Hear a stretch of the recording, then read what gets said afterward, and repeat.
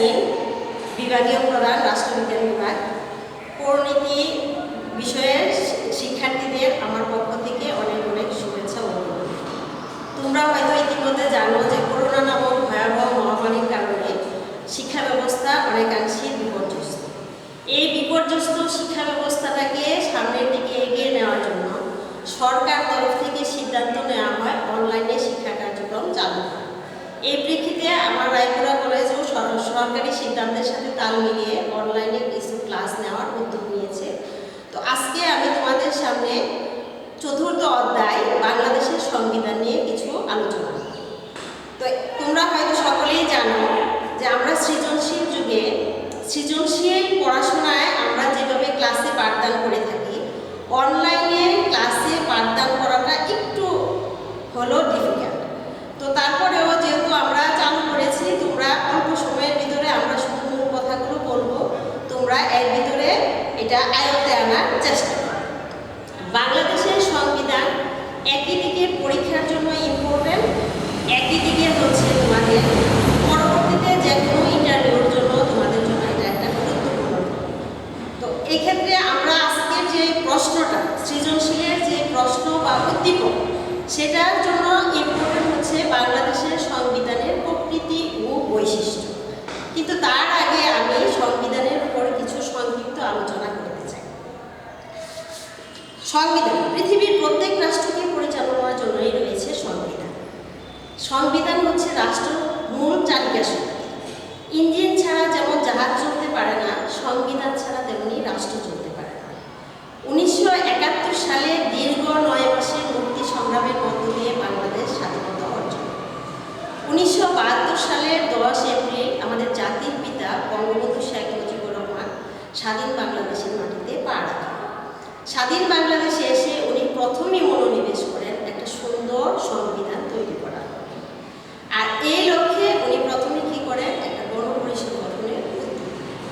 এক্ষেত্রে তোমাদের জানার জন্য, জানার সুবিধার্থে একটু বলি, পৃথিবীর যেহেতু প্রত্যেক রাষ্ট্রের সংবিধান আছে, পৃথিবীর প্রত্যেক রাষ্ট্রের সংবিধান একই রূপে গড়ে ওঠে। রাষ্ট্রবিজ্ঞানীদের মতে সংবিধান প্রতিষ্ঠার পদ্ধতি চারটি। এগুলো হলো মঞ্জুরি বা অনুমোদন, আলাপ আলোচনা বা ইচ্ছাকৃত রচনা, যেটার নাম হচ্ছে গণপরিষদ, এরপরে বিপ্লবের মাধ্যমে, বিবর্তনের মাধ্যমে। এই যে চারটা স্তর আমি বললাম, এর মাঝে বাংলাদেশের সংবিধান তৈরি হয়েছে গণপরিষদ। এখানে আমাদের গণপরিষদটা গঠিত হয়েছিল 1970 সালে সাধারণ নির্বাচনে জাতীয় প্রাদেশিক পরিষদের নির্বাচিত সদস্যদের সংখ্যা।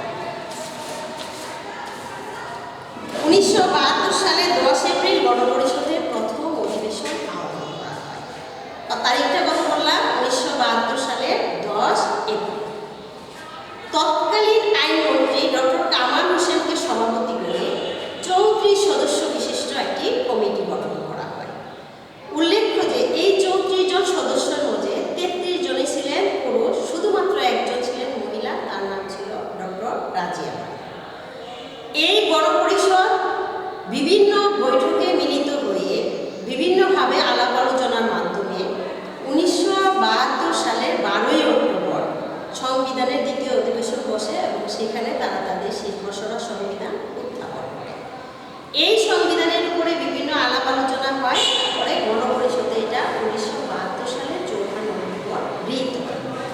যেহেতু 1971 সালে 16ই ডিসেম্বর বাংলাদেশ স্বাধীনতা অর্জন করে, এই বিজয় দিবসের প্রতি শ্রদ্ধা রেখে 1972 সালে 16ই ডিসেম্বর থেকে আমাদের এই সংবিধান কার্যকর। এখন আমি মূল আলোচনা সংবিধানের প্রকৃতি ও বৈশিষ্ট্যতে যাওয়ার আগে এই যে কথাগুলো বললাম, অল্প কথা, কিন্তু এর মাঝে অনেকগুলো তারিখ বললাম, এগুলা থেকে তোমাদের এমসিকিউ আসবে, সৃজনশীলে না আসলেও এমসিকিউতে কিছু গুরুত্বপূর্ণ তথ্য আছে। যেমন আমি বললাম 34 সদস্য বিশিষ্ট কমিটি। এখন যদি প্রশ্ন করা হয় বাংলাদেশ সংবিধান প্রণয়ন কমিটি কত সদস্য বিশিষ্ট ছিল, উত্তর কি হবে? 34 সদস্য বিশিষ্ট। কারণ বাংলাদেশ সংবিধান প্রণয়ন কমিটির প্রধান কে ছিলেন, উত্তর কি হবে? ডক্টর কামাল হোসেন। আর সংবিধান প্রণয়ন কমিটির একমাত্র মহিলা সদস্য কে ছিলেন, উত্তর হবে ডক্টর রাজিয়া। এবারে এই গেল একটা স্টেপ। দ্বিতীয় স্টেপে আমি তোমাদের 3টা তারিখ বলছি। একটা হচ্ছে সংবিধানের উত্থাপনের তারিখ, গ্রহণের তারিখ, কার্যকরী হওয়ার তারিখ। এই 3টা তারিখ মনে রাখার চেষ্টা করবে, পাশাপাশি মাসের নাম। অর্থাৎ 1971 সালে বাংলাদেশ স্বাধীন হয়, সালটা হবে 1972। মাস বলছি 3টা, অক্টোবর, নভেম্বর, ডিসেম্বর। অক্টোবরের 12 তারিখে কি করা হয়েছে? উত্থাপন করা হয়েছে সংবিধান গণপরিষদে। 4 নভেম্বর তারিখ 1972, সালটা 1972। 4 নভেম্বর গৃহীত হয়েছে। আর সবচেয়ে সহজ পদ্ধতিতে মনে রাখবা, 1971 সালে 16 ডিসেম্বর বাংলাদেশ স্বাধীনতা অর্জন করে, বিজয় অর্জন করে। সেই বিজয় দিবসের প্রতি শ্রদ্ধা রেখে 1972 সালে 16 ডিসেম্বর বাংলাদেশ সংবিধান কার্যকরী। এটা এমসিকিউতেও আসতে পারে, সিকিউর জ্ঞানমূলকেও আসতে পারে। 1 বছর অন্তর অন্তরে পরীক্ষা আসে যে বাংলাদেশ সংবিধান কবে থেকে কার্যকরী। উত্তর হবে 1972 সালের 16 ডিসেম্বর। এবারে আসা যাক সৃজনশীলের জন্য আমাদের যে মূল আলোচনা, বাংলাদেশ সংবিধানের প্রকৃতি ও বৈশিষ্ট্য। এখানে বাংলাদেশ সংবিধানের প্রকৃতি ও বৈশিষ্ট্যের আগে একটা গুরুত্বপূর্ণ প্রশ্ন আসে যে বাংলাদেশ সংবিধানের প্রকৃতি কী। আমাদের অনেক ছাত্ররা যখন ফাইনালে, বোর্ড ফাইনাল আমরা খাতা দেখি, তখন অনেক ছাত্ররা উত্তর লেখে, হয় লেখে লিখিত, নতুবা কেউ লেখে দুষ্পরিমিত। কিন্তু এক্ষেত্রে সকলের জ্ঞাতার্থে আমি বলছি যে এটার সঠিক উত্তরটা হবে লিখিত ও দুষ্পরিমিত। কেননা সংবিধানের যে 4টা ভাগ আছে, অর্থাৎ লিপিবদ্ধকরণের প্রক্রিয়া হিসাবে সংবিধান 2 প্রকার, একটা হচ্ছে সুপরিবর্তনীয় আর একটা হচ্ছে দুষ্পরিমিত। এই 2টা ভাগের মাঝে আমার বাংলাদেশের সংবিধানটা পড়ে দুষ্পরিমিত। আর লিপিবদ্ধকরণের প্রক্রিয়া হিসাবে সংবিধান 2 প্রকার, একটা হচ্ছে লিখিত আর একটা হচ্ছে অলিখিত। এই লিখিত এবং অলিখিতর মাঝে আমার বাংলাদেশের সংবিধান হচ্ছে লিখিত। কাজেই আমার যদি প্রশ্ন হয় বাংলাদেশের সংবিধান কোন প্রকৃতি, তাহলে সঠিক উত্তরটা হবে লিখিত ও দুষ্পরিমিত। এটাও কিন্তু এমসিকিউতে আসে। এবারে আমরা যাই বাংলাদেশের সংবিধানের প্রকৃতি ও বৈশিষ্ট্য। বইয়ে দেখবে যে 1 নম্বর বৈশিষ্ট্যতেই আছে লিখিত সংবিধান। বাংলাদেশের সংবিধান একটি লিখিত সংবিধান। এই সংবিধানে রয়েছে 153টি অনুচ্ছেদ, 82 পৃষ্ঠা সম্বলিত এই সংবিধানের 11টি ভাগে বিভক্ত।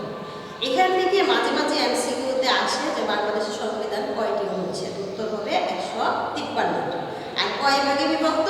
11টি ভাগে বিভক্ত। এই যে লিখিত সংবিধানটা আমি বললাম, পৃথিবীর অনেক রাষ্ট্রের সংবিধান কিন্তু অলিখিত আছে, যেমন ব্রিটেনের সংবিধান। এখন ক, খ, x, y, z যে কোনো রাষ্ট্রের একটা সংবিধানের সাথে যদি তোমার বাংলাদেশের সংবিধানের তুলনা করতে বলা হয়, তখন তোমার যদি বাংলাদেশের সংবিধানের বৈশিষ্ট্যগুলো জানা থাকে, তাহলে কিন্তু আমেরিকা হোক, ব্রিটেন হোক, অথবা x, y, z যে কোনো কাল্পনিক রাষ্ট্র হোক, তার সাথে অতি সহজেই আমরা কি করতে পারবো, যে মিলাই ফেলতে পারবো যে কোন কোন দিক থেকে বাংলাদেশের সংবিধানের সাথে পররাষ্ট্রের সংবিধানের সাদৃশ্য রয়েছে, কোন কোন দিক থেকে বৈসাদৃশ্য রয়েছে, তাই নয় কি? তাহলে একটা কি আমি আলোচনা করলাম কয়েক লিখিত সংবিধান। এরপরে একটা আসো দুষ্পরিবর্তনীয় সংবিধান। এখানে আমি আগেই বলছি যে পরিবর্তনের প্রক্রিয়া সাপেক্ষে আমার বাংলাদেশের সংবিধান দুষ্পরিবর্তনীয়। বাংলাদেশের সংবিধানটাকে পরিবর্তন করতে হলে জাতীয় সংসদে 3 ভাগের 2 ভাগের সমর্থনের প্রয়োজন, অর্থাৎ যেটাকে বলা হয় বইয়ের ভাষায় 2/3। যদি এখানে যদি এমসিকিউতে কোনো প্রশ্ন করা হয় যে বাংলাদেশের সংবিধান পরিবর্তন করতে হলে জাতীয় সংসদে কত ভাগের সম্মতির প্রয়োজন, উত্তর হবে যদি থাকে 1/4, 3/4, 2/3, তাহলে সঠিক উত্তরটা হবে 2/3। এরপরে আছে রাষ্ট্র পরিচালনার মূলনীতি। বাংলাদেশের সংবিধানে রাষ্ট্র পরিচালনার মূলনীতির উল্লেখ রয়েছে। জাতীয়তাবাদ, গণতন্ত্র, সমাজতন্ত্র, ধর্মনিরপেক্ষতা, এগুলো হচ্ছে 1972 সালের সংবিধানে, অর্থাৎ আমাদের যে মূল সংবিধান, সেই মূল সংবিধানে রাষ্ট্র পরিচালনার মূলনীতি হিসাবে এগুলোকে লিপিবদ্ধ করা হয়েছে। তো এক্ষেত্রেও আমাদের জন্য এটা একটা প্লাস পয়েন্ট যে আমাদের সংবিধান অতি অল্প সময়ে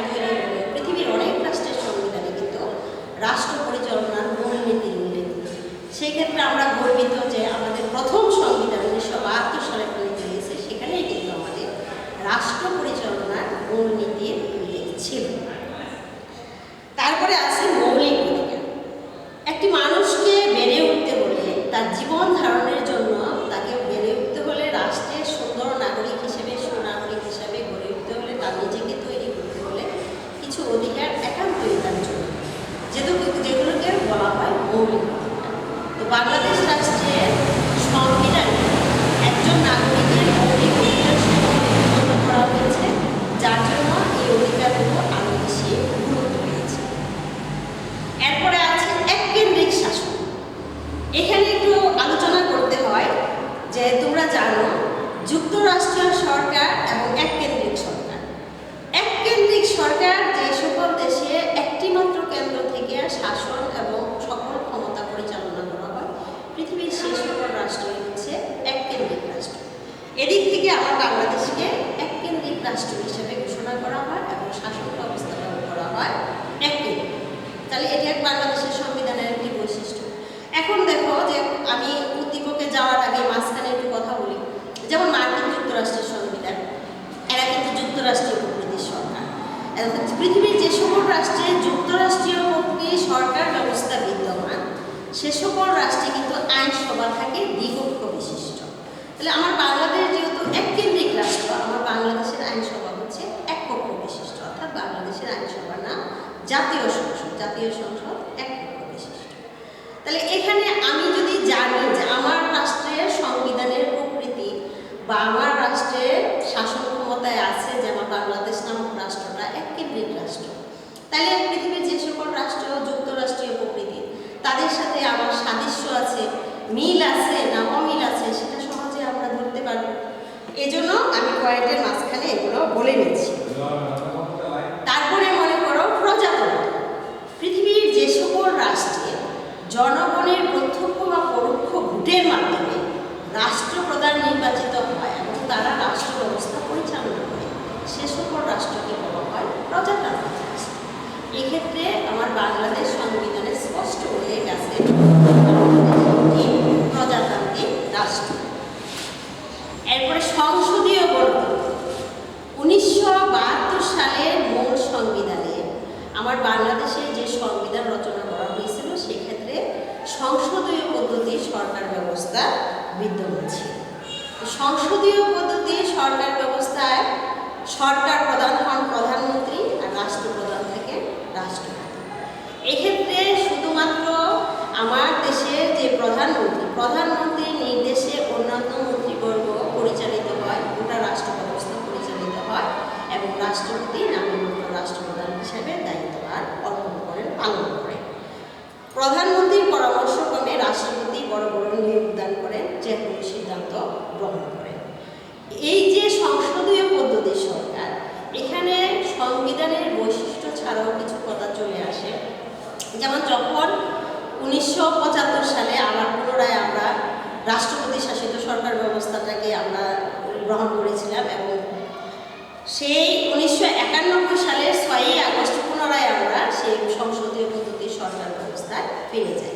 অর্থাৎ সংসদীয় পদ্ধতির সরকার ব্যবস্থাটা দ্বাদশ সংশোধনের মাধ্যমে পুনরায় বাংলাদেশের সংবিধানে আবার এটা ফিরে আসে। তাহলে মূল সংবিধানে আমাদের ছিল সংসদীয় পদ্ধতির সরকার, বর্তমানেও বাংলাদেশে বিরাজমান সংসদীয় পদ্ধতির সরকার ব্যবস্থা। এরপরে সর্বজনীন ভোটাধিকার, এটা একটা গুরুত্বপূর্ণ বিষয়।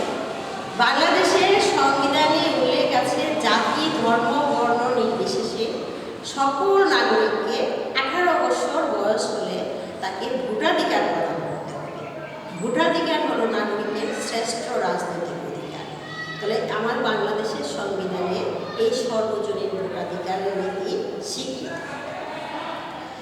এরপরে এক পক্ষ বিশিষ্ট আইনসভা। আমি যখন বলছিলাম এককেন্দ্রিক সরকার, তখনই কিন্তু বলছিলাম যে পৃথিবীর যে সকল রাষ্ট্রে এককেন্দ্রিক সরকার ব্যবস্থা বিরাজমান, সে সকল রাষ্ট্রের আইনসভাও থাকে এক পক্ষ বিশিষ্ট।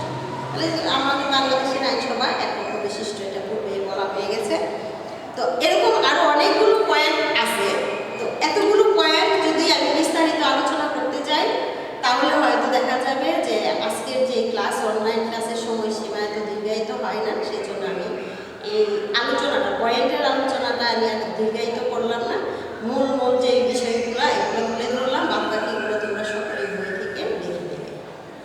আর একই পয়েন্ট বারবার আলোচনা করার মতো সুযোগ নাই, তোমরা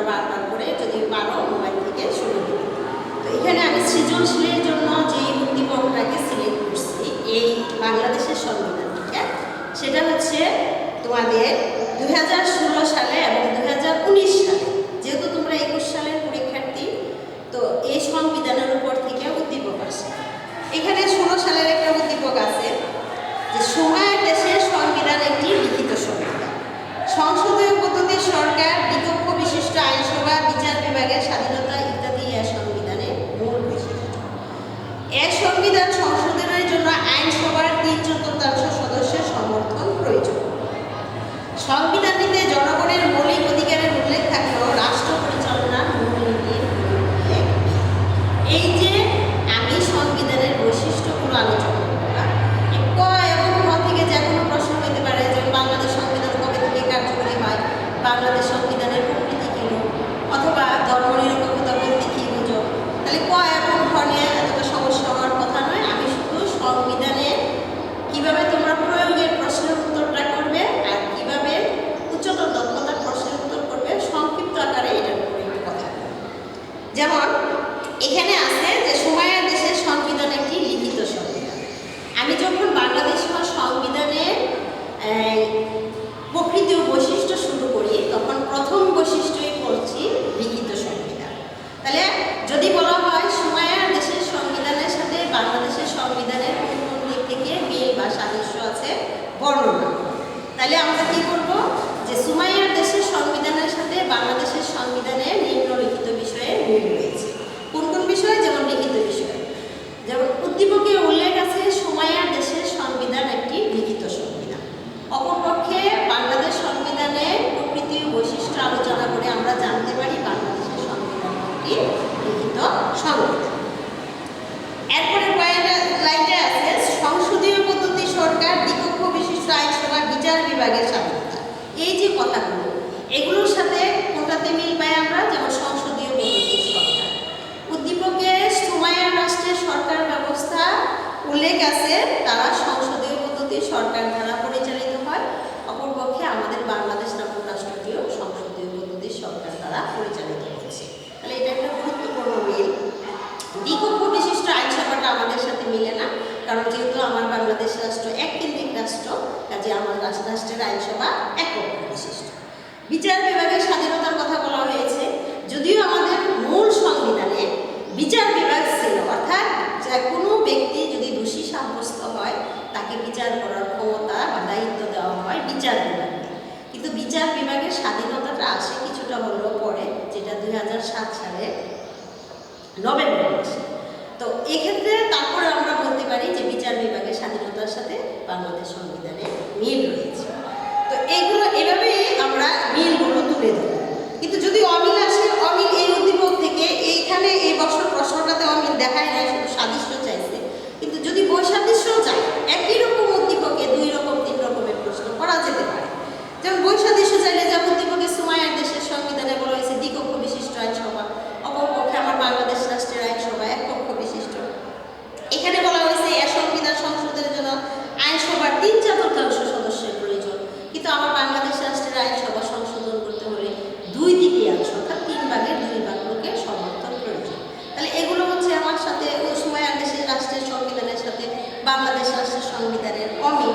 তাহলে এভাবে তোমরা অতি সহজে, যদি বাংলাদেশ রাষ্ট্রের সংবিধানের কমপক্ষে 8টা-10টা বৈশিষ্ট্য একবার করে চোখগুলো মুখস্থ নাও করো, তথাপি তোমরা কিন্তু একটু মনোযোগ দিয়ে উদ্দীপকটা লক্ষ্য করলে উদ্দীপকের রাষ্ট্রের সাথে XYZ রাষ্ট্র থাকুক, সুমাইয়ার রাষ্ট্র থাকুক, ব্রিটেন বা আমেরিকা থাকুক, পৃথিবীর যে কোনো রাষ্ট্রের 2টা-3টা বৈশিষ্ট্য উল্লেখ থাকবে, ওই বৈশিষ্ট্যের সাথে বাংলাদেশ নামক রাষ্ট্রের সংবিধানের বৈশিষ্ট্যের মিল আছে কিংবা অমিল আছে, সেটা অতি সহজে তোমরা ধরতে পারবে। এই গেল প্রয়োগের প্রশ্ন। এবারে আসা যাক, এখানে উদ্দীপকে প্রশ্ন করা হয়েছে যে বাংলাদেশের সংবিধান সময়ের দেশের সংবিধান অপেক্ষা উত্তম, তুমি কি একমত? যুক্তি দাও। এই যে বিশ্লেষণধর্মী প্রশ্নগুলো, আমি একমত দিব। এখন মতামতটা খোঁড়া যুক্তির মাধ্যমে শুধু আমি একমত বা দ্বিমত পোষণ করলে হবে না, যুক্তিটা হতে হবে গ্রহণযোগ্য যুক্তি। এই ক্ষেত্রে এখানে বলা হয়েছে যে সুমাইয়ার দেশের সংবিধান 3/4 সদস্যের সমর্থনে সংবিধান সংশোধন করা হয়। তাহলে ওদের সংবিধান সংশোধন পদ্ধতি কিন্তু আমাদের চাইতেও জটিল। সেক্ষেত্রে আমরা বলতে পারি যে সুমাইয়ার দেশের সংবিধান সংশোধনের পদ্ধতি বাংলাদেশের সংবিধান সংশোধনের পদ্ধতি অপেক্ষা জটিল। এরপরে বলা হয়েছে সংবিধানটিতে জনগণের মৌলিক অধিকারের উল্লেখ আছে কিন্তু রাষ্ট্র পরিচালনার মূলনীতির কোনো উল্লেখ না। এক্ষেত্রে তোমাদের বুঝতে হবে যে সংবিধান হচ্ছে রাষ্ট্রের মূল চালিকা শক্তি। এখন রাষ্ট্রের মূল চালিকা শক্তিতে যদি এখানে রাষ্ট্র পরিচালনার মূল নীতিরই উল্লেখ না থাকে, তাইলে আমরা অতি সহজে ধরে নিতে পারি যে আমার বাংলাদেশ রাষ্ট্রের সংবিধানে যেহেতু রাষ্ট্র পরিচালনার মূল নীতির উল্লেখ আছে, কাজে আমার বাংলাদেশ রাষ্ট্রের সংবিধান সুমাইয়ার রাষ্ট্রের সংবিধান অপেক্ষা উত্তম। তাহলে আমরা অনলাইন ক্লাসের মাঝে এর চাইতে বেশি বিস্তারিত একটা ক্লাসে একটা সৃজনশীল প্রশ্ন বা উত্তর সব কিছু মিলিয়ে এর চাইতে বেশি কথা বলে সম্ভব না। আমি অল্প কথায় তোমাদের বোঝানোর চেষ্টা করেছি। আশা করি তোমরা মনোযোগ সহকারে শুনলে উপকৃত হবে। পরবর্তীতে আবার যে